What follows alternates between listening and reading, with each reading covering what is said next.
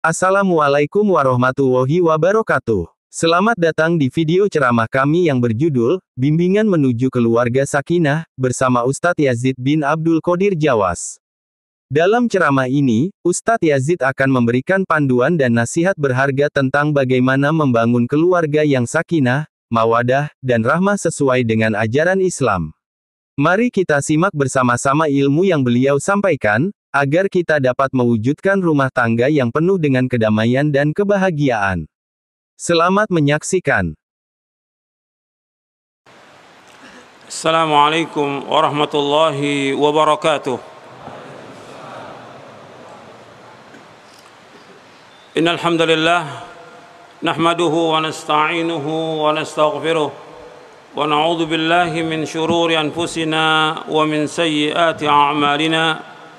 من يهده الله فلا مضل له ومن يضلل فلا هادي له أشهد أن لا إله إلا الله وحده لا شريك له وأشهد أن محمدا عبده ورسوله يا أيها الذين آمنوا اتقوا الله حق تقاته ولا تموتن إلا وأنتم مسلمون يا أيها الناس اتقوا ربكم الذي خلقكم من نفس واحدة وخلق منها زوجها وبث منهما رجالا كثيرا ونساء واتقوا الله الذي تساءلون به والأرحم إن الله كان عليكم رقيبا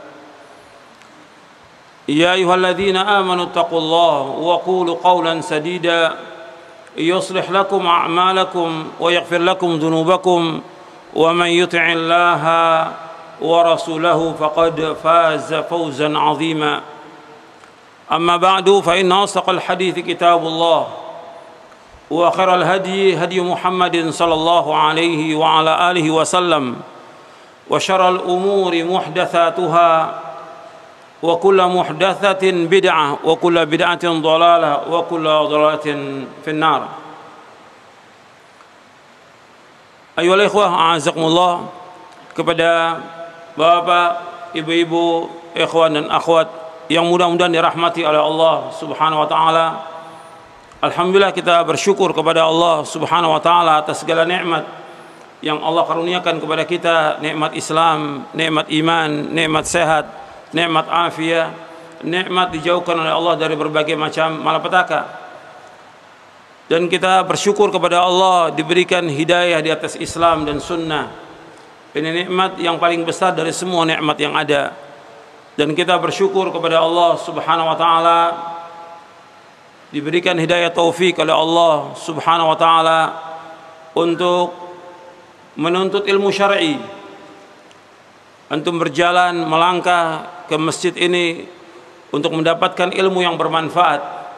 Mudah-mudahan jalannya antum ke tempat ini mendapatkan pahala, mendapatkan barokah dari Allah Subhanahu wa taala. Karena itu kepada semua yang hadir dan juga kepada semua panitia, tolong diperhatikan bahwa majelis kita majelis ilmu. Jadi adab-adab dalam majelis dijaga. Ilmu sangat bermanfaat. Yang paling tinggi adalah ilmu. Enggak ada yang lebih besar daripada ilmu. Semua orang harus tunduk kepada ilmu. Apakah dia pejabat, apakah dia penguasa, apakah dia orang kaya, atau siapa aja, tetap dia harus tunduk kepada ilmu. Nggak ada yang paling besar kecuali ilmu. Jadi maksud dengan ilmu yaitu al-ilmu nafi, ilmu yang bermanfaat, yang dalilnya yaitu Al-Quran wa sunnah ala fahmi salaf.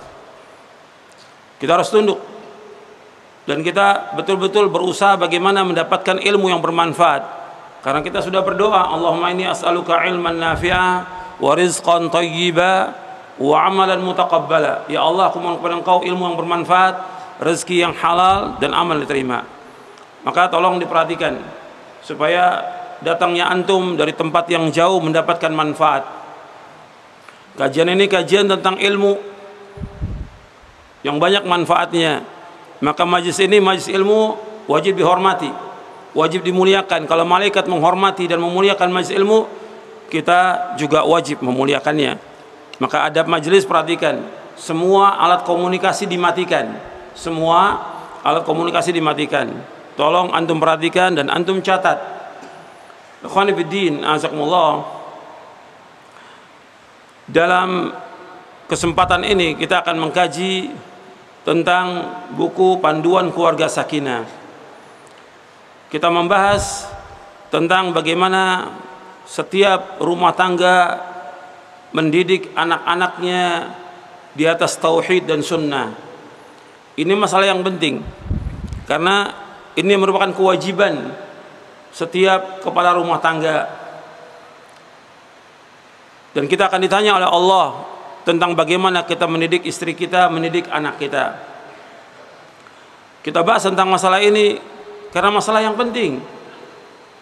Dan pembahasan tentang kitab ini juga belum pernah kita bahas. Ini masalah yang penting. Jadi kalau kita melihat banyaknya kezoliman, banyaknya kemungkaran, banyaknya maksiat di mana-mana, banyaknya petaka, banyaknya musibah, banyak yang lain, kita mesti introspeksi.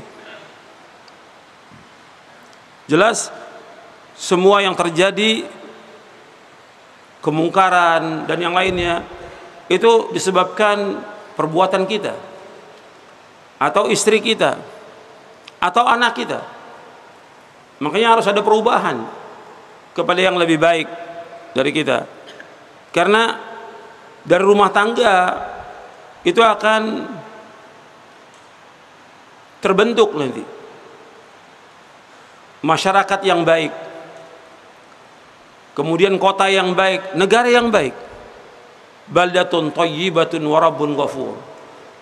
Tapi syaratnya mereka harus kembali dulu kepada Al-Quran, kembali kepada sunnah Nabi Sallallahu Alaihi Wasallam. Itu pokok. Dan ini harus terus diingatkan. Manusia ini harus kembali kepada Quran, manusia harus kembali kepada sunnah. Menurut para sahabat, baru mereka akan jadi baik. Karena perubahan itu akan ada, bukan dipilihnya pemimpin, bukan. Bukan sibuk bagaimana memilih pemimpin, bukan. Perubahan itu akan ada kalau kita ada berubah kepada diri kita. Arti kita merubah diri kita, istri kita, anak kita. Karena Allah berfirman di dalam surah Ar-Ra'd ayat 11, "Innallaha la yughayyiru ma biqaumin hatta yughayyiru ma bi anfusihim." Sesungguhnya Allah tidak akan merubah satu kaum sampai mereka merubah apa yang ada pada diri mereka. Bukan perubahan itu dengan perubahan atau pergantian penguasa, bukan. Perubahan itu ada bukan karena pergantian penguasa, bukan. Kan itu yang sebagian orang mengharapkan, pergantian penguasa itu ada perubahan, bukan. Perubahan itu seperti yang Allah sebutkan dalam Al-Quran, "Innallaha la yughayyiru ma biqaumin hatta yughayyiru ma bi anfusihim." Sesungguhnya Allah tidak akan merubah satu kaum sampai mereka merubah apa yang ada pada diri mereka. Allah nggak sebutkan merubah apa yang ada pada penguasa mereka. Allah nggak sebutkan perubahan itu ada pada hukum mereka, tidak. Tapi perubahan pada diri kita dulu. Kita mulai dari rumah tangga, baru akan ada perubahan pada negara ini kepada yang lebih baik. Dan semua harus diajak kembali kepada Quran Sunnah. Semua harus diajak kembali kepada Islam yang benar. Sebab kalau semuanya beriman dan bertakwa, maka barokah itu akan ada. Walau anna ahlal qura amanu wattaqau la fatahna alaihim barakatin minas sama'i wal ard walakin kadzabu fa akhadnahum bima kanu yaksibun. Allah sebutkan dalam surah Al-A'raf, kalau seandainya penduduk desa, penduduk kota, penduduk negeri itu beriman dan bertakwa kepada Allah, Allah bukakan barokah dari langit dan bumi, dibukakan oleh Allah. Syaratnya Allah sebutkan iman dan takwa kepada Allah. Makanya kita mulai dari diri kita dan mulai dari rumah tangga kita. Ikhwani fiddin, azakumullah, kita akan bahas tentang masalah buku ini. Dan buku ini kalau dibahas nggak selesai dalam sebulan, bukan 2 jam, sebulan nggak selesai ini. Jadi harus kita bahas beberapa poin aja, karena babnya juga banyak dalam buku ini. Ada 21 bab. Jadi saya mulai beberapa poin yang penting, yang mudah-mudahan bermanfaat untuk kita semuanya. Yang pertama, kita bahas bab yang pertama tentang pernikahan adalah fitrah. Jadi agama Islam agama fitrah. Pernikahan adalah fitrah. Allah menyebutkan dalam surah Ar-Rum, antum lihat di halaman 12. Terima kasih atas waktu yang Anda luangkan untuk menonton video ini. Semoga video ini bermanfaat dan membawa berkah. Jangan lupa untuk menekan tombol like jika Anda menyukai video ini dan subscribe untuk mendapatkan update terbaru dari kami.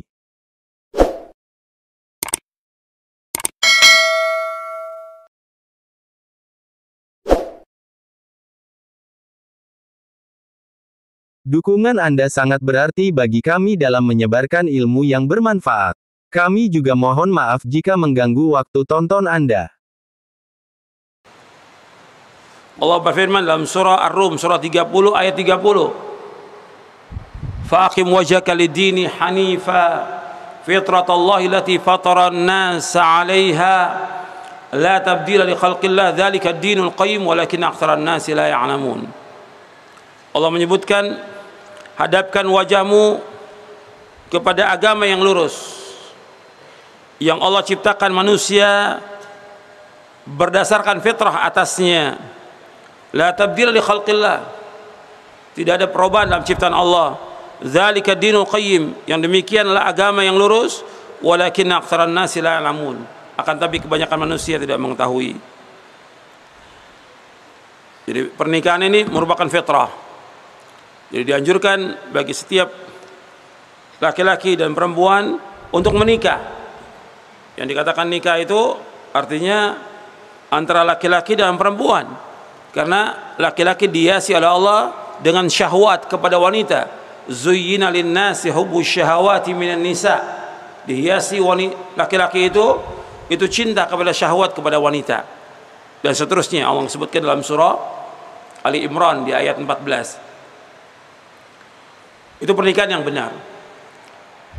Kita nggak membahas pernikahan-pernikahan yang keluar dari agama ini. Itu laki dengan laki, perempuan dengan perempuan, dan lain-lainnya. Ini semua menyalahi fitrah. Bukan hanya menyalahi fitrah, atau dalam kehidupan binatang nggak ada seperti itu. Ya, laki senang dengan laki, atau binatang nggak ada. Atau perempuan senang dengan perempuan, betina dengan betina. Ini menyalahi fitrah manusia. Fitrah laki-laki menikahi wanita. Itu fitrah. Wanita menikah dengan laki-laki, ini fitrah.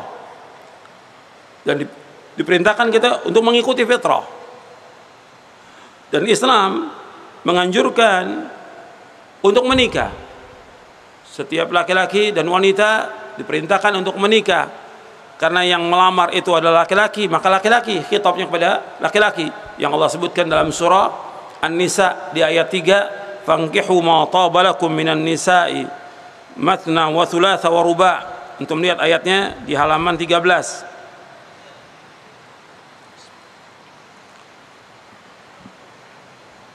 Di dasar disyariatkannya nikah itu adalah Al-Quran, sunnah Nabi, dan ijma'.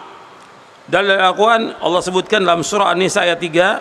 Untuk melihat di halaman 13, "Fankihu ma taba lakum minan nisa'i matna wa thulatha wa ruba'."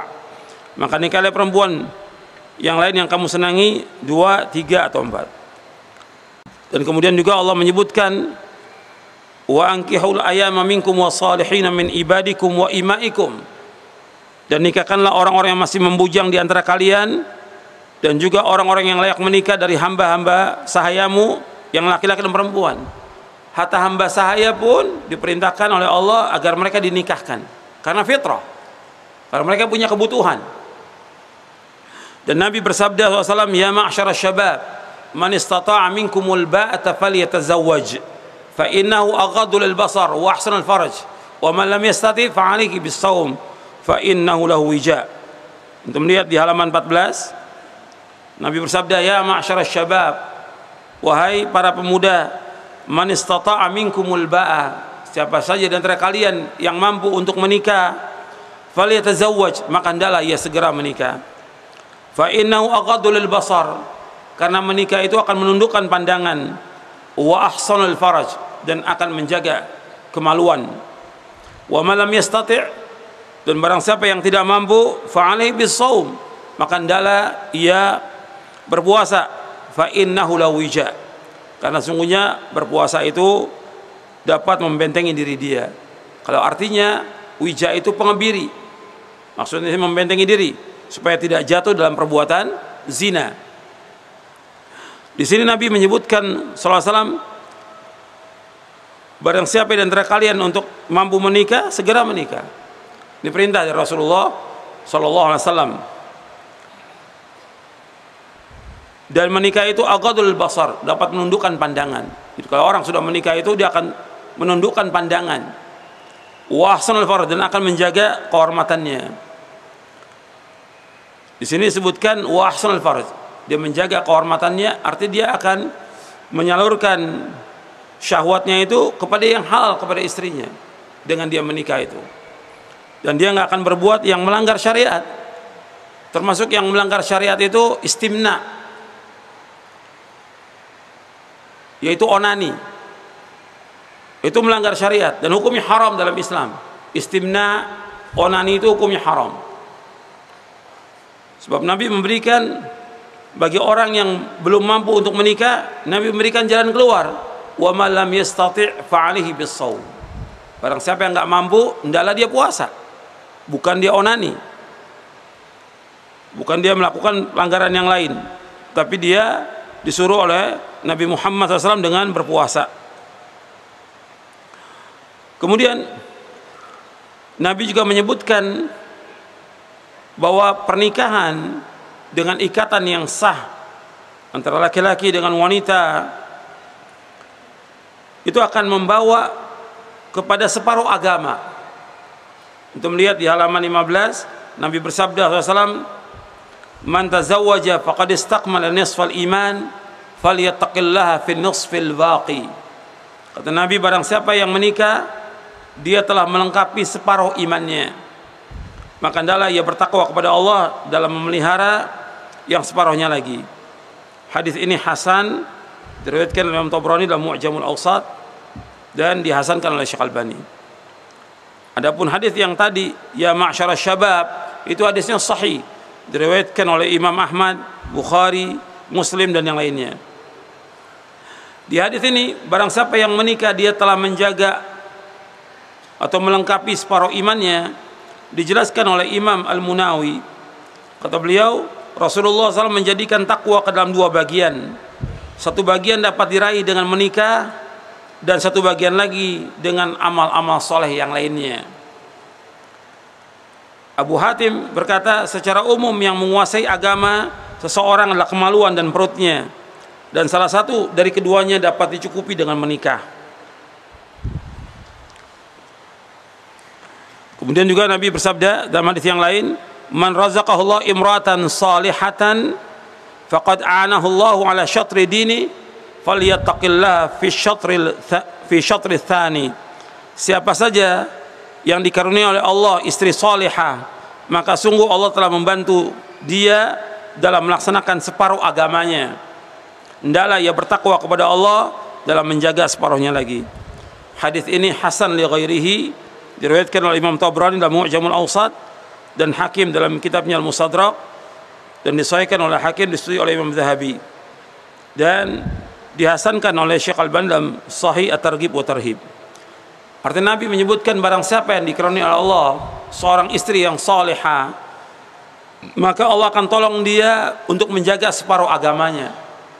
Dan banyak yang bisa dilaksanakan dengan dia menikah itu. Karena apa yang dilakukan dengan menikah itu banyak fadilahnya, banyak manfaatnya, dan banyak ganjarannya dengan dia menikah itu. Kemudian hendaklah dia menjaga separuhnya yang lainnya. Di antaranya, seorang dengan dia menikah, dia mencari nafkah, dia memberikan nafkah kepada istrinya, dapat ganjaran atau tidak? Dapat. Bahkan ganjaran memberikan nafkah kepada istri lebih besar daripada infak, sedekah yang dia keluarkan untuk orang miskin, yang dia keluarkan untuk memerdekakan seorang hamba. yang dikeluarkan untuk jihad fisabilillah dengan dia memberikan nafkah kepada istrinya lebih besar ganjarannya kepada istri. Memberikan nafkah kepada istri. Antum perhatikan itu. Berarti di sini ganjarannya besar. Memberikan nafkah kepada istri. Kemudian juga kalau orang yang belum menikah dia cari uang untuk apa? Kemana uangnya itu? Sibuk dia siang dari pagi sampai sore sampai pagi lagi. Itu uangnya untuk apa? Tapi kalau orang sudah menikah, dia memberikan makan kepada istri dapat ganjaran. Dia memberikan makan kepada anaknya dapat ganjaran. Dia menyekolahkan anaknya, dia keluarkan biaya dapat ganjaran. Semua ganjaran. Dia senyum kepada istrinya dapat ganjaran. Dia membantu istrinya dapat ganjaran. Dia bercampur dengan istrinya dapat ganjaran. Semua ganjaran, semua pahala. Dia ngajak istrinya untuk sholat dapat ganjaran. Tengah malam dia bangun, dia sholat tahajud, dia bangunkan istri, dia dapat ganjaran. Dia mendidik anaknya dapat ganjaran, semuanya ganjaran. Ini separuh agama. Maka hendaklah dia menjaga lagi separuh yang lain lagi. Dan juga dengan dia punya istri dan kemudian dia punya anak, dia akan terjaga dari perbuatan-perbuatan dosa dan maksiat. Apakah itu zina, apakah itu homo atau yang lainnya. Terjaga dia dengan dia menikah. Makanya Islam tidak menyukai orang hidup membujang. Tidak menyukai. Nabi bersabda SAW, tazawwajul wadud al walud fa inni mukathir bikumul anbiya yaumal qiyamah. Nikahilah wanita yang penyayang dan subur karena aku akan berbangga dengan banyaknya umatku di hadapan para nabi pada hari kiamat. Hadis ini hadisnya sahih li ghairihi, diriwayatkan Imam Ahmad, Ibnu Hibban, At-Tabrani dalam Mu'jamul Awsat dan yang lainnya. Hadis ini sahih li ghairihi. Nabi menyuruh kita untuk menikahi wanita yang penyayang dan juga banyak anaknya. Berarti di antara tujuan pernikahan mempunyai apa? Keturunan, banyak anak. Nanti saya akan sebutkan. Di antara tujuan pernikahan yaitu mempunyai keturunan, banyak anak. Dan Nabi SAW menyebutkan tentang orang yang datang kepada Nabi SAW, 3 orang yang dia menyebutkan tentang dia bertanya. Al-Mustafid Channel, menginspirasi dan mencerahkan. Kepada istri Nabi SAW tentang ibadahnya Nabi, bagaimana ibadahnya Nabi. 3 orang ini bertanya tentang ibadahnya Nabi. Dijelaskan oleh istri Nabi SAW, oleh ummatul mukminin. Kemudian mereka mengatakan, sungguh aku akan berpuasa sepanjang masa tanpa putus. Ini menyalahi syariat. Yang satu mengatakan lagi, aku akan sholat malam selama-lamanya dan aku tidak tidur. Ini menyalahi syariat. Yang satu mengatakan, aku akan jauhi wanita, aku tidak menikah, saya tidak akan menikah selama-lamanya. Ini 3 ini menyalahi syariat semuanya. Maka Nabi mengatakan, antumul ladina qultum kada wa kada, ama wallahi inni la akhsyakum lillahi wa atqakum lah, lakinni asumu wa uftir wa usalli wa arqud wa atazawwaju nisa, faman raghiba an sunnati falaysa minni. Benarkah kalian yang telah mengatakan begini begitu? Demi Allah, sungguh akulah yang paling takut kepada Allah. Aku yang paling bertakwa kepada Allah di antara kalian.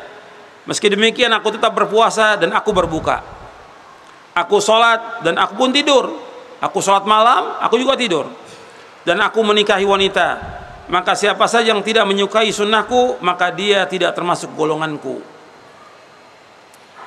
Hadis ini sahih, riwayat Bukhari, Muslim dan yang lainnya. Hadis ini kita nggak bahas panjang ini. Kalau kita bahas tentang fawaidnya panjang. Tapi yang pokok di sini yaitu kalimat Nabi, faman raghiba an sunnati falaysa minni. Barang siapa yang tidak suka dengan sunnahku, dia tidak termasuk golonganku. Artinya menikah termasuk sunnah Nabi. Maka setiap laki-laki harus segera untuk menikah. Maka Nabi menyebutkan SAW, antum lihat di hadis bawahnya. Hadis ini riwayat Bukhari, Muslim dan yang lainnya. Nabi bersabda, an-nikahu min sunnati, faman lam ya'mal bi sunnati falaysa minni. wa tazawwaju fa inni mukathirun bikumul umam wa man kana dha taulin falyankih wa man lam yajid fa alaihi bisiyam fa inna as-sawma lahu wija. Nabi SAW bersabda, menikah adalah sunnahku. Siapa yang enggan mengerjakan sunnahku, dia tidak termasuk golonganku. Orang yang tidak menikah tidak termasuk golongan Nabi Muhammad SAW. Menikahlah kalian, karena sesungguhnya aku berbangga dengan banyaknya jumlah kalian di hadapan seluruh umat kelak pada hari kiamat. Siapa yang memiliki kemampuan untuk menikah, maka menikahlah. Dan siapa yang belum mampu, hendaklah berpuasa, karena puasa itu sebagai perisai baginya. Hadis ini sahih li ghairihi, diriwayatkan oleh Imam Ibnu Majah dari sahabat Aisyah radhiyallahu anha. Nabi juga bersabda, tazawwaju fa inni mukathirun bikumul umama yaumal qiyamah wala takunu karahbaniyatin nasara. Kata Nabi, menikahlah kalian karena aku membanggakan banyaknya jumlah kalian kepada umat-umat yang lain pada hari kiamat. Janganlah kalian menyerupai para pendeta Nasrani. Karena pendeta Nasrani nikah atau tidak? Nggak nikah mereka. Tapi ada nggak di antara mereka yang berzina? Mereka nggak menikah. Menyalahi fitrah. Menyalahi fitrah, memberontak dia. Menyalahi fitrah. Maka disuruh dia untuk menikah, dan kita disuruh untuk menikah. Ketika dia tidak menikah, ini sama dengan pendeta Nasrani. Hadis ini sahih riwayat Imam Baihaqi dalam sunannya dari sahabat Abu Umamah radhiyallahu an. Ini menyebutkan bahwa dengan menikah itu mengikuti sunnah Nabi Muhammad sallallahu alaihi wasallam, dan nikah itu juga mengikuti para anbiya wa rasul, karena semua nabi, semua rasul menikah. Semua nabi, semua rasul itu menikah. Ketika orang nggak menikah, dia menyalahi sunnahnya para nabi dan para rasul. Tentang para nabi dan rasul menikah, antum lihat dalam surah Ar-Ra'd ayat 38. Bahwa para nabi dan para rasul itu menikah, antum lihat ayatnya dalam surah Ar-Ra'd ayat 38. Allah berfirman, "Walaqad arsalna rusulan min qablika wa ja'alna lahum azwaja wa dzurriyyah." Dan sungguh kami telah utus rasul-rasul sebelum kamu. Kami jadikan bagi mereka mempunyai istri-istri dan mereka mempunyai anak-anak. Dalam surah Ar-Ra'd ayat 38. Antum catat itu. Bahwa para nabi, para rasul, mereka juga menikah. Semua nabi, semua rasul menikah. Dan ini sesuai dengan agama Islam, agama fitrah. Kemudian kita masuk bab yang keempat tentang tujuan pernikahan. Tujuan pernikahan, bahwa jalan yang sah untuk memenuhi kebutuhan laki-laki dan wanita dengan akad nikah, nggak ada yang lain. Untuk melihat di halaman 54, 55. Jadi jalan yang sah orang itu untuk menikah, ya jalan yang sah dengan pernikahan, dengan akad nikah. Bukan dengan pacaran, bukan dengan kumpul kebo, bukan dengan yang lainnya. Tapi dengan akad nikah yang sah. Itu yang dibenarkan dalam syariat. Dengan akad nikah. Karena perbuatan-perbuatan selain itu, apakah dengan berzina, ini perbuatan dosa besar yang besar. Zina itu perbuatan yang keji. Allah sebutkan dalam surah Al-Isra, wala taqrabuz zina innahu kana fahishatan wa sa'a sabila. Janganlah kamu mendekati perbuatan zina, jangan dekat, kata Allah. Karena perbuatan zina itu perbuatan yang keji, perbuatan yang kotor, perbuatan yang jorok, perbuatan yang jijik, perbuatan dosa besar. Wa sa'a sabila, dan saja jelek jalan. Jalan yang paling jelek itu dengan perzinaan. Maka Islam menjelaskan bagaimana seorang itu dia memenuhi kebutuhan nalurinya, yaitu dengan dia menikah, ya akad nikah, laki dan perempuan. Dan ada penjelasan di sini panjang tentang tata cara akad nikah menurut syariat Islam. Ya, laki dan perempuan ada wali, ada mahar, ada suka sama suka, itu yang ada dalam Islam. Tapi bukan dengan dia melakukan perbuatan-perbuatan yang haram.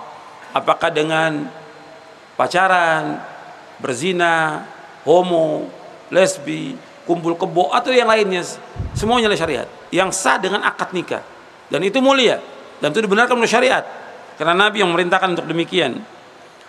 Dan juga menjaga kehormatan seperti Allah sebutkan dalam surah Al-Mu'minun. Untuk melihat surah Al-Mu'minun ayat 5 dan 7, Allah berfirman, walladzina hum li furujihim hafizun illa ala azwajihim aw ma malakat aymanuhum fa innahum ghairu malumin faman ibtagha wara'a dzalika fa ulaika humul adun.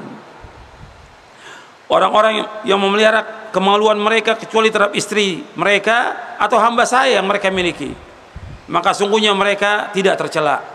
Tetapi barang siapa mencari di balik itu, artinya selain itu, dengan berzina, homo atau yang lainnya, maka mereka itulah orang-orang yang melampaui batas. Termasuk juga orang yang melakukan istimna, onani, ini termasuk juga melampaui batas, termasuk perbuatan yang haram dalam Islam. Kemudian, ikhwan fillah, azakumullah, bahwa nikah itu akan mendatangkan kebahagiaan, akan mendatangkan sakinah, mawaddah, warahmah. Orang semua ingin mendapatkan kebahagiaan dalam hidup ini, semuanya ingin kebahagiaan dunia ya dengan dia mendapatkan sakinah, mawaddah, warahmah dalam rumah tangganya, dengan melaksanakan ibadah kepada Allah dalam rumah tangganya. Tetap pelaksanaan ibadah harus ada, karena kita diciptakan oleh Allah untuk apa? Untuk ibadah. Dia menikah, tetap menikah, tapi wajib untuk melaksanakan syariat agama Islam ini. Jadi ketika seorang itu menikah, dia akan mendapatkan sakinah, mawaddah, warahmah, ketenangan. Berbeda dengan orang-orang yang tidak menikah, nggak mendapatkan itu. Antum lihat di halaman 70.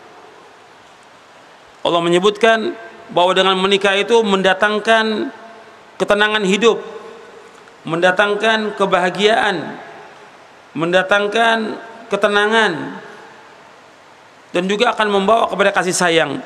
Allah sebutkan dalam surah Rum, surah 30 ayat 21, wa min ayatihi an khalaqalakum min anfusikum azwajan litaskunu ilaiha wa ja'ala bainakum mawaddata wa rahmah inna fi dzalika laayatin liqaumin yatafakkarun.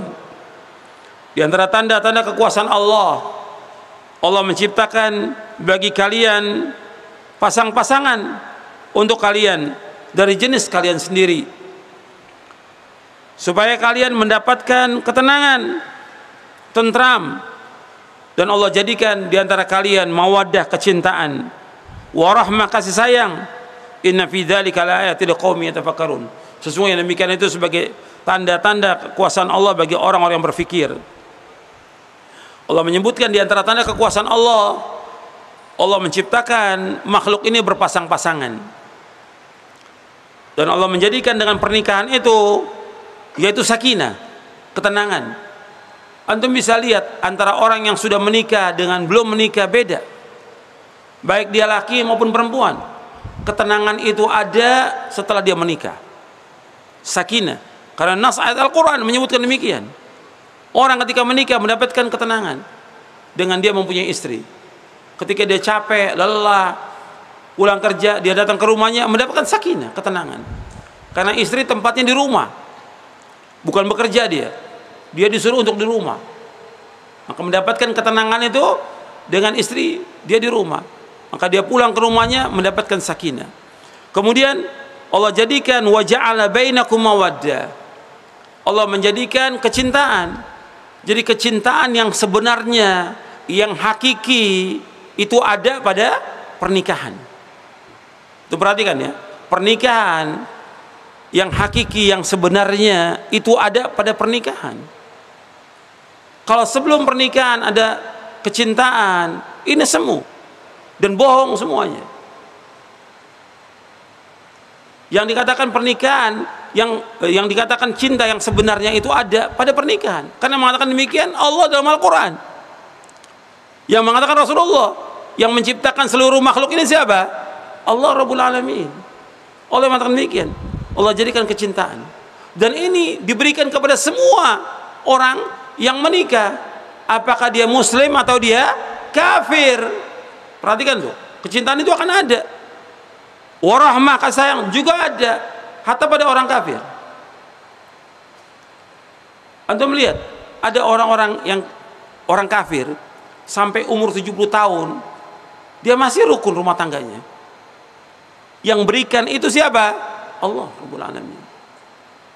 Ada kecintaan, ada kasih sayang di antara mereka. Tapi kebahagiaan mereka kebahagiaan yang semu. Kalau mereka tidak Islam, semu. Perhatikan tuh, semuanya kembali kepada Islam, semuanya kembali kepada Quran dan Sunnah. Ketika kecintaan itu ada, kasih sayang ada, tapi nggak ada keislaman, tetap semu. Tetap semu. Makanya ikhwani fiddin, azakumullah, kecintaan yang hakiki itu dengan menikah, bukan dengan pacaran. Makanya Nabi menyebutkan, antum lihat di halaman 70, antum lihat di bawahnya, lam yura lil mutahabbaini mithlun nikah. Tidak pernah terlihat dua insan yang saling mencintai seperti halnya yang terlihat dalam pernikahan. Artinya Nabi belum pernah lihat yang dikatakan orang cinta, saling mencintai yang sebenarnya itu ada dalam pernikahan. Di luar pernikahan nggak ada yang sebenarnya, semuanya bohong. Kayak orang pacaran itu semuanya bohong ya. Motor pinjam, duit pinjam, semuanya minjam. Bersoleknya juga semuanya, artinya semuanya semu, semuanya bohong. Yang hakiki benar itu pernikahan, kecintaan, maksud saya yang sebenarnya hakiki kecintaan itu ya pada pernikahan. Kalau pacaran nggak ada, itu semuanya bohong. Makanya Nabi yang menyebutkan demikian, dan hadis ini sahih diriwayatkan oleh Imam Ibnu Majah, Hakim dan Baihaqi dari sahabat Ibnu Abbas radhiyallahu anhuma, dan disahihkan oleh Syekh Al-Albani dalam silsilah hadis as-sahihah di juz yang kedua.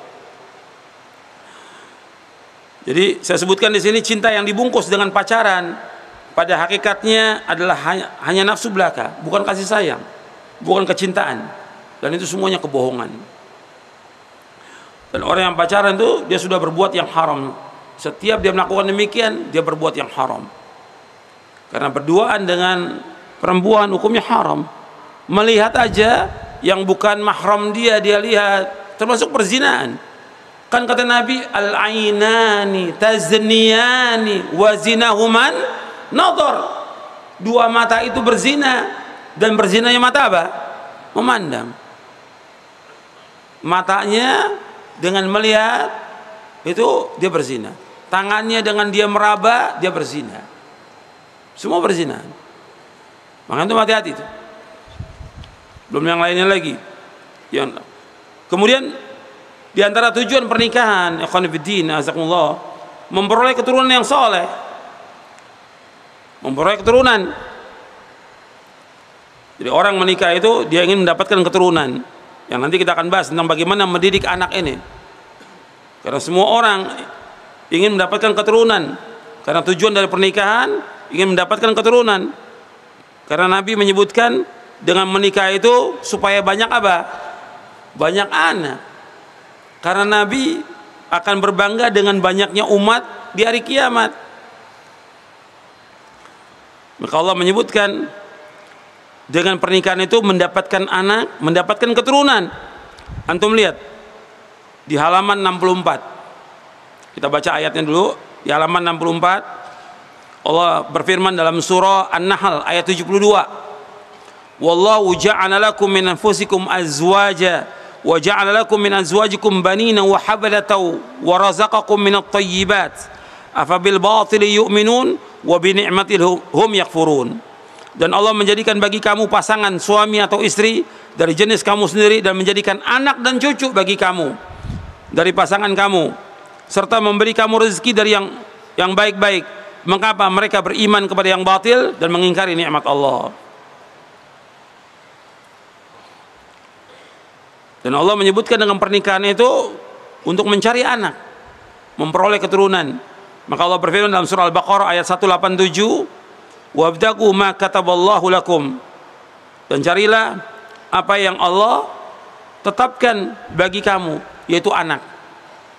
Abu Hurairah, Ibnu Abbas, Dan yang lainnya mengatakan maka kataballakum, yaitu anak. Artinya dengan percampuran kamu kepada istri kamu tujuannya untuk mendapatkan anak. Untuk bisa lihat dalam tafsir Ibnu Katsir. Jadi Allah merintahkan umat Islam untuk memperoleh anak dengan cara berhubungan suami istri. Dan ini termasuk apa yang Allah telah tetapkan untuk manusia, artinya untuk hambanya. Dan setiap orang berdoa agar mendapatkan keturunan yang saleh dan salihah. Antum lihat lagi di halaman 72. Halaman 72. Setiap orang dia berumah tangga itu ingin mendapatkan keturunan yang saleh dan salihah. Karena itu yang bermanfaat ketika dia sudah meninggal dunia. Yang bermanfaat doa anak yang bagaimana? Yang saleh. Waladun saleh yad'ulah, anak yang saleh mendoakan dia. Nabi bersabda SAW, "Idza matal insanu in qata amalu ila min thalathin." Antum lihat hadisnya itu. Shadaqatun jariyah wa ilmun yuntafa'u bi wa waladun salih yad'ulah. Kata Nabi, idza matal insan, apabila seorang manusia meninggal dunia, in qata amaluhu, terputus amalnya, ila min thalathin, kecuali 3 yang terus mengiringi dia. Yang pertama, sedekah jariyah, sedekah yang dia terus keluarkan, itu akan mengiringi dia. Yang kedua, ilmun yantafa'u bi, ilmu yang bermanfaat. Yang ketiga, yaitu waladun salih yad'ulah, anak saleh yang selalu mendoakan dia. Hadis ini sahih, Muslim, Ahmad, Bukhari dalam Adul Mufrad, Abu Daud dan yang lainnya. Jadi kita akan ditolong oleh Allah SWT dengan anak-anak yang saleh. Karena anak ini akan terus mendoakan kita. Bahkan ada orang tua yang amalnya sedikit sekali amalnya, kemudian dimasukkan oleh Allah ke dalam sorga dengan sebab doa anaknya. Dia bertanya, "Ya Allah, dari mana kok saya masuk ke sorga ini, mendapatkan tingkatan di sorga?" Kata Allah, dengan sebab istighfar anakmu, dengan sebab anak ini terus memintakan ampun buat kedua orang tuanya. Allah masukkan orang tuanya ke dalam sorga dengan sebab apa? Anaknya minta ampun. Ketika anaknya terus berdoa minta ampun untuk orang tuanya, Rabbighfirli wa yudayya warhamhuma kama rabbayani shaghir, terus dibaca, setiap sujud dibaca, tengah malam dibaca, di waktu yang mustahil dibaca, maka akan diampunkan dosa orang tuanya. Ketika diampunkan semua dosanya, dimasukkan kemana oleh Allah? Ke surga. Yang ada dosa, yang banyak dosa dimasukkan kemana? Ke neraka. Ketika diampunkan semua dosanya, dimasukkan kemana? Ke surga. Makanya itu kalau yang doanya 1 anak, kalau yang doakan 10 anak, maka disuruh banyak anak, disuruh banyak anak. Nggak boleh KB, KB hukumnya haram, haram itu KB hukumnya dalam Islam. Nggak ada KB dalam Islam, nggak ada. Disuruh banyak anak. Nabi suruh apa? Tazawwajul waludal wadud fa inni mukatsirum bikumul umama yaumil qiyamah. Kawinlah perempuan yang penyayang dan banyak anak, karena akan berbangga dengan banyaknya umatku pada hari kiamat. Tazawwajul wadudal walud fa inni mukatsirum bikumul anbiya yaumil qiyamah.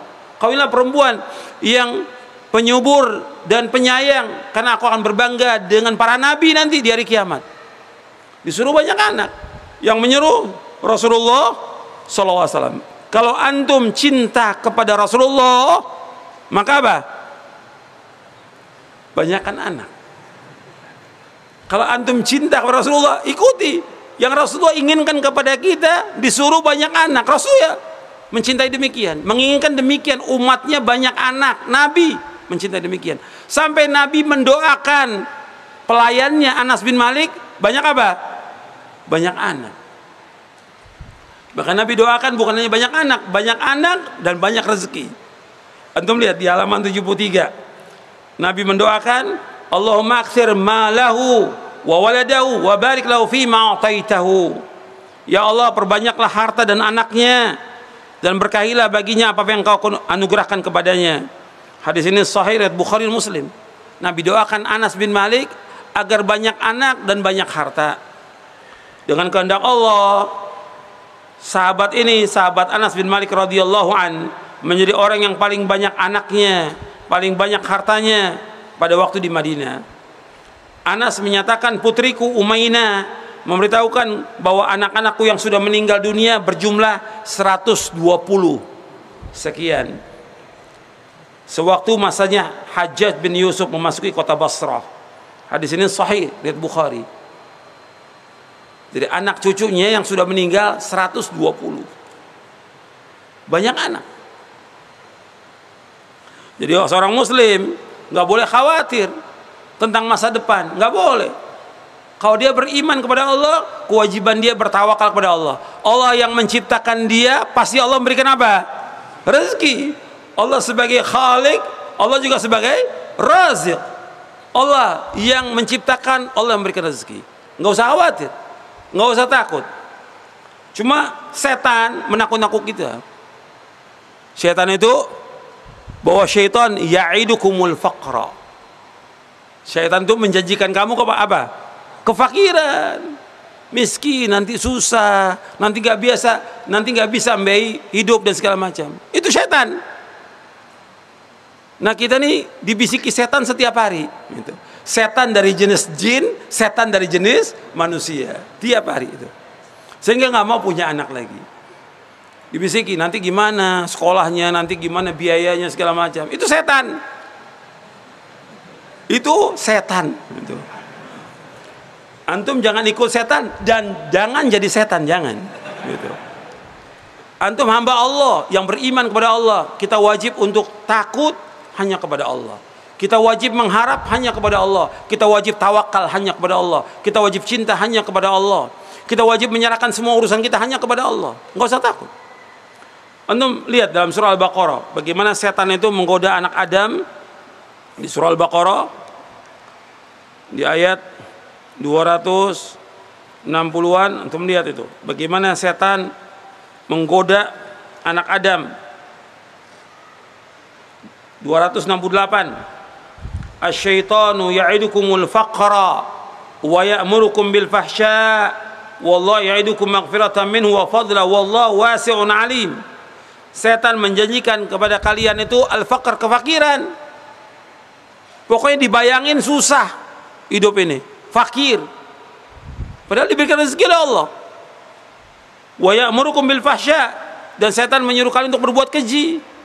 Perbuatan keji diantaranya apa? Perbuatan zina dan yang lainnya. Wallahu ya'idukum maghfiratan min wa fadla. Allah menjanjikan kepada kalian ampunan darinya dan karunia. Wallahu wasi'un alim, dan Allah itu sangat luas karunianya dan Allah itu Maha mengetahui. Di ayat 268 ini menjelaskan bahwa setan itu membisikkan kepada anak Adam apa? Kefakiran. Nanti kalau seandainya punya anak 2, punya anak 3, 4, gimana nanti makannya? Orang dulu nggak pernah berpikir seperti itu. Ya, kakek nenek antum nggak pernah berpikir itu. Anaknya 10, 15, alhamdulillah semuanya makan, semuanya sekolah. Kalau sekarang semuanya ketakutan. Kalau soal repot, sama orang tua antum juga dulu repot.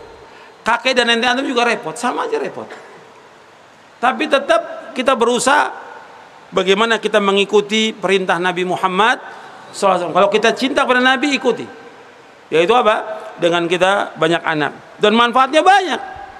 Antum lihat manfaatnya. Mendapatkan karunia yang besar. Karena apa? Anak lebih tinggi lebih bernilai daripada harta. Nggak bisa dihitung. Nggak ada orang mengatakan harganya anak 1 miliar. Nggak ada. Nggak ada hitungannya anak itu. 1 triliun pun nggak bisa dibandingkan anak itu. Kemudian menjadi buah hati yang menyejukkan pandangan, sarana untuk memperoleh ganjaran dari Allah. Di dunia bisa saling tolong menolong, kemudian membantu meringankan kedua orang tua. Belum banyak lagi manfaatnya, menjadi amal yang bermanfaat, dan kemudian juga menjadi hijab antara dirinya api neraka. Kalau dia meninggal masih kecil, itu menjadi hijab dari api neraka. Kemudian juga menjadi sebab kemenangan kaum muslimin ketika terjadi jihad, karena banyaknya jumlah kaum muslimin. Kemudian juga membuat apa? Rasulullah berbangga pada hari kiamat. Rasulullah senang dengan orang-orang yang banyak anak. Kemudian ikhwan fillah, azakumullah, ini berkaitan dengan keturunan dan manfaatnya besar. Sekarang kita masuk pembahasan tentang hak istri yang wajib dipenuhi oleh suami. Tentang masalah hak ini panjang juga dibicarakan, tapi saya akan bahas sedikit aja. Antum lihat di bab yang ke-10,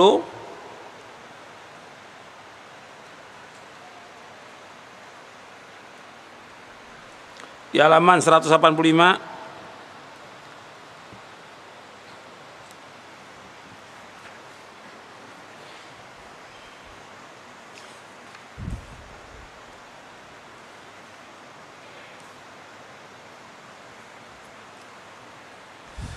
Jadi ketika berbicara tentang hak yang wajib dipenuhi oleh seorang istri, jadi hak istri yang wajib dipenuhi oleh suaminya, ini saya sebutkan banyak ya, hak istri yang wajib dipenuhi oleh suaminya.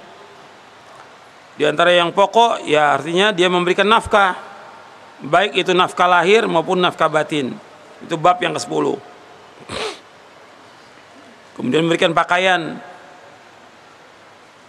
kemudian mendidik. Dia wajib untuk memberikan nafkah kepada istrinya, memberikan nafkah kepada anak-anaknya. Ini wajib ini. Dan dia wajib memberikan nafkah dari harta yang halal, nggak boleh dari yang haram, nggak boleh dari yang syubhat, nggak boleh. Karena ketika dia memberikan dari harta yang haram, itu doanya nggak akan dikabulkan oleh Allah. Untuk bisa lihat hadisnya sahih, riwayat Muslim, Tirmidzi dan lainnya, di halaman 169. Ketika orang itu makan dari yang haram, minum dari yang haram, berpakaian dari yang haram, maka nggak akan dikabulkan doanya. Kata Nabi SAW, Nabi menyebutkan orang yang yutilus safar, ash'atha aghbara, yamudu yadayhi ila sama, ya Rabbi ya Rabb, wa mat'amu haram, wa mashrabu haram, wa malbasu haram, wa ghudhiya bil haram, fa ana yustajabu lah.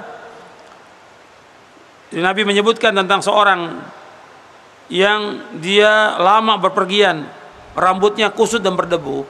Safar itu termasuk salah satu dikabulkannya doa seorang hamba. Kalau antum safar keluar kota, ketika antum safar itu berdoa, makbul doa antum. Karena doanya musafir makbul. Tapi di sini dia safar sudah lama sampai rambutnya kusut. Dia menenggakkan kedua tangannya ke langit. Dia berdoa, ya Rabb, ya Rabb. Kata Nabi, bagaimana akan dikabulkan? Makanan dari yang haram, minumannya dari yang haram, pakaian dari yang haram. Dia dipenuhi, diberikan kecukupan dengan haram. Bagaimana doanya dikabulkan? Hadis ini sahih Muslim. Artinya ketika dia makan dari yang haram, doanya nggak akan dikabulkan oleh Allah. Makanya seorang suami dia wajib mencari nafkah dari yang halal, wajib itu. Sebab daging yang tumbuh dari yang haram itu neraka yang lebih patut bagi dia. Kata Nabi SAW, kullu jasadin nabata min suhtin fannaru aulabi. Setiap tubuh yang dia tumbuh dari yang haram, maka neraka yang lebih patut bagi dia. Makanya memberikan nafkah kepada istri, kepada anak itu ganjarannya besar. Untuk bisa lihat di halaman 170, kata Nabi SAW, dinarun anfaqtahu fi sabilillah, wa dinarun anfaqtahu fi raqabatin, wa dinarun tasaddaqta bihi ala miskinin, wa dinarun anfaqtahu ala ahlik a'zamu ajran alladhi anfaqtahu ala ahlik. Dinar yang kau infakkan di jalan Allah, dinar yang kau infakkan untuk memerdekakan hamba sahaya, dinar yang kau sedekahkan untuk orang miskin, dan dinar yang kau infakkan untuk keluarga kamu, maka yang paling besar ganjarannya dinar yang kau infakkan untuk keluarga kamu. Hadis sahih riwayat Muslim dari sahabat Abu Hurairah radhiyallahu an. Makanya setiap suami dia wajib mencari nafkah. Istri nggak ada kewajiban mencari nafkah. Istri diperintahkan oleh Allah tempatnya di mana? Di rumah. Allah merintahkan waqarna fi buyutikunna wala tabarrajna tabarrujal jahiliyatil ula. Adalah kalian para wanita tinggal di rumah. Jangan kalian terbuka aurat kalian sebagaimana orang-orang jahiliyah. Yang wajib mencari nafkah yaitu suami. Makanya suami diberikan kelebihan oleh Allah karena dia laki-laki, yang kedua karena dia memberikan nafkah. Yang Allah sebutkan dalam surah An-Nisa di ayat 34, ar-rijalu qawwamuna 'alan nisa bima faddalallahu ba'dahum 'ala ba'd wa bima anfaqu min amwalihim.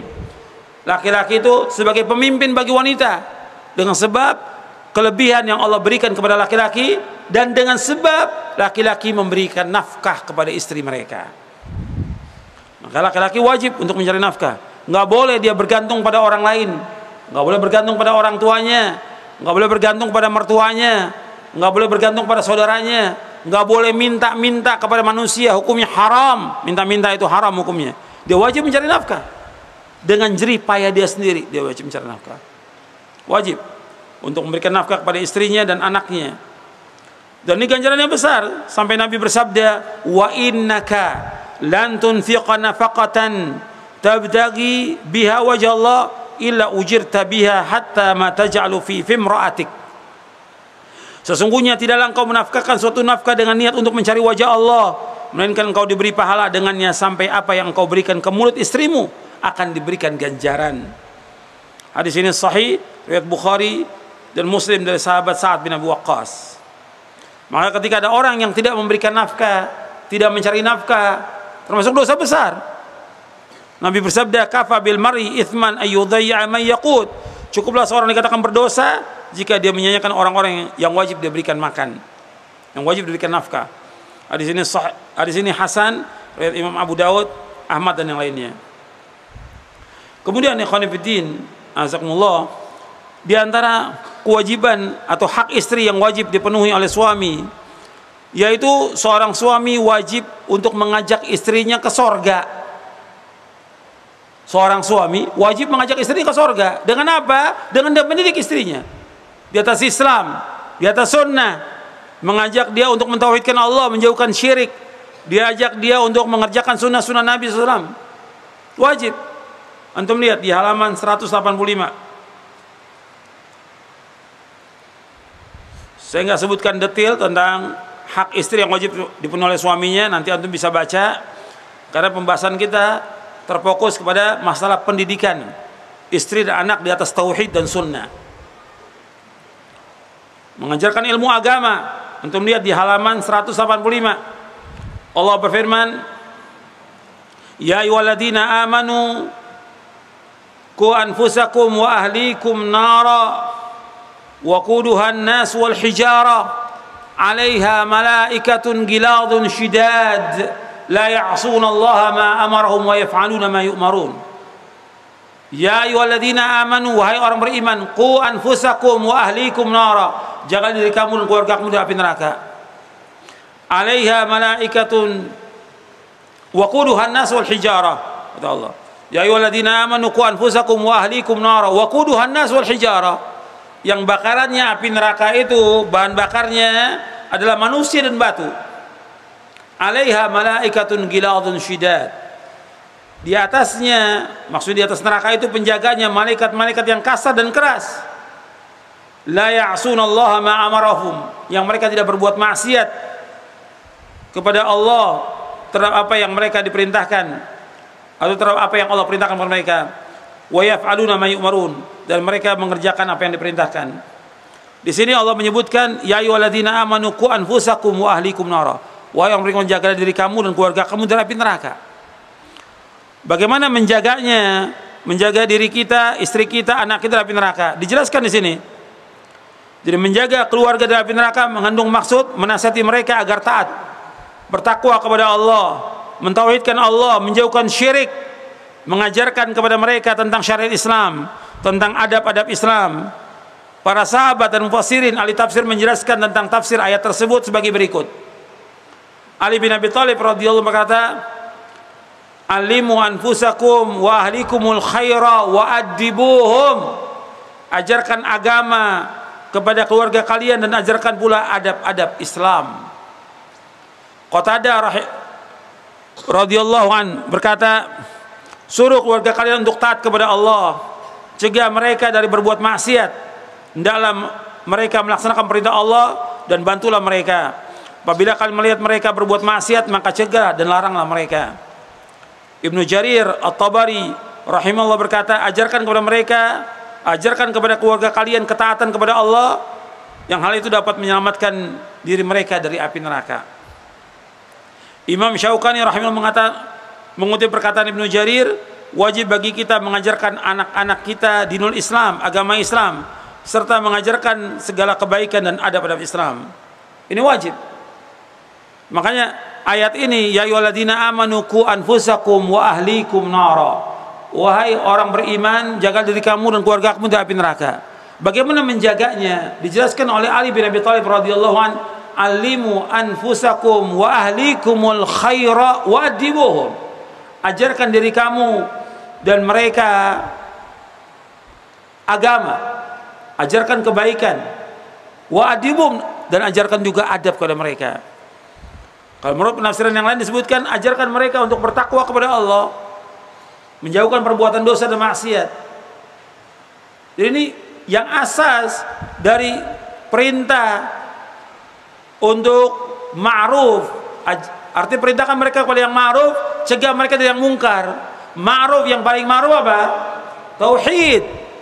Mungkar, yang paling mungkar apa? Syirik. Makanya Allah firmankan dalam surah Luqman, ya bunayya la tusyrik billah inna syirka la dzulmun adzim. Wahai anakku, jangan kau berbuat syirik. Syirik itu kezaliman yang amat besar. Dan ini mulai dari kecil harus dibina anak-anak ini. Antum ajarkan istri kamu. Makanya ketika seorang suami melakukan akad nikah, laki-laki dan perempuan mengadakan akad nikah, disaksikan, artinya harus ada walinya, disaksikan oleh keluarganya, ada maharnya, ada suka sama suka. Pertama kali begitu dia akad nikah, maka dia harus sampaikan kepada istrinya, kewajiban kamu sebagai seorang istri wajib taat pada suami. Karena yang paling besar kewajiban dia taat. Karena apa? Walinya sudah menyerahkan kepada suaminya. Walinya, bapaknya sudah menyerahkan kepada si suami. Suami kewajiban untuk mendidik.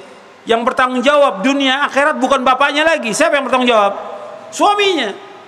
Ketika sudah dinikahkan, maka yang bertanggung jawab dunia akhirat adalah suaminya. Kalau si istri ini kemudian melanggar syariat, tidak sholat, atau tidak puasa, atau terbuka auratnya, tidak pakai jilbab, yang bertanggung jawab siapa? Suami, bukan bapaknya lagi. Suami. Maka kewajiban dia. Begitu juga ketika melahirkan anak, kewajiban suami mendidik anaknya. Kewajiban suami. Makanya ini laki-laki ini punya tanggung jawab yang sangat besar.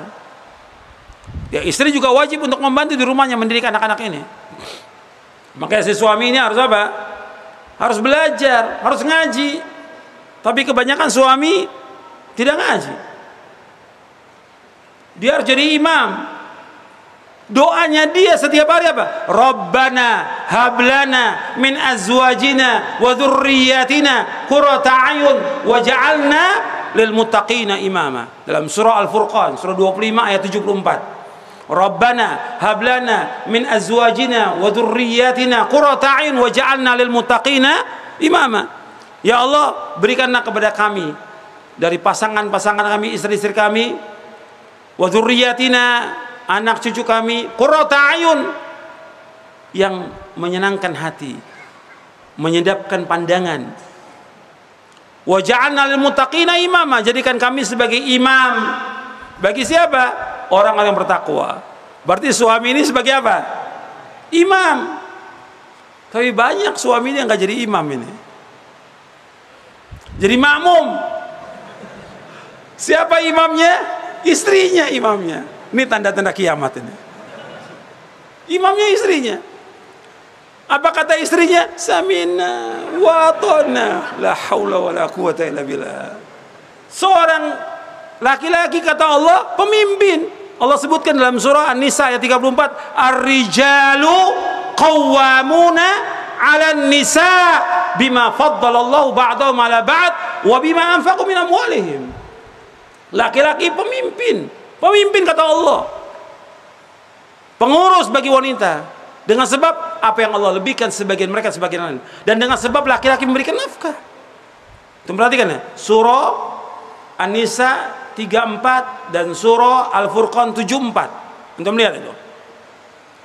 Kita berdoa agar kita menjadi imam. Imamnya di sini bagi siapa? Wa ja'alna lil muttaqina imama. Jadikan kami sebagai imam bagi siapa? Orang bertakwa. Berarti kalau kita menjadi imam bagi orang bertakwa, kita harus apa? Bertakwa lebih dahulu. Seorang suami harus bertakwa dia kepada Allah. Bertakwa. Untuk bisa dia menjadi orang bertakwa, ya nuntut ilmu. Dia mengaji. Dia mengaji. Dia belajar Quran dan sunnah ala fahmi salaf. Ini sering saya ulang-ulang nih. Belajar Quran wa sunnah ala fahmi salaf. Belajar dalilnya. Kembalikan rujuk kepada Quran, kepada sunnah Nabi yang sahih. Ikuti pemahaman salaf. Karena ini jalan selamat yang masukkan manusia ke surga dengan mengikuti Quran wa sunnah ala fahmi salaf. Nggak ada jalan lain yang membawa manusia ke surga kecuali dengan mengikuti jalan Quran wa sunnah ala fahmi salaf. Itu nas, dalil yang menyebutkan demikian. Nggak ada jalan lain. Satu jalan yang membawa manusia kepada ke surga dan redha. Alhamdulillah, kita telah menyimak ceramah dari Ustadz Yazid bin Abdul Qodir Jawas tentang bimbingan menuju keluarga sakinah. Semoga panduan dan nasihat yang beliau sampaikan dapat membantu kita dalam membangun keluarga yang sakinah, mawadah, dan rahmah sesuai dengan tuntunan Islam. Kami mengucapkan terima kasih yang sebesar-besarnya kepada Ustadz Yazid atas ilmu dan pencerahannya. Semoga Allah Subhanahu wa Ta'ala senantiasa memberikan kesehatan, kekuatan, dan keberkahan kepada beliau dalam menjalankan dakwahnya. Terima kasih telah menonton. Jangan lupa untuk like, share, dan subscribe agar tidak ketinggalan video-video bermanfaat lainnya. Semoga Allah Subhanahu wa Ta'ala selalu membimbing kita dalam setiap langkah menuju keluarga yang sakinah, mawadah, dan rahmah. Wassalamualaikum warahmatullahi wabarakatuh.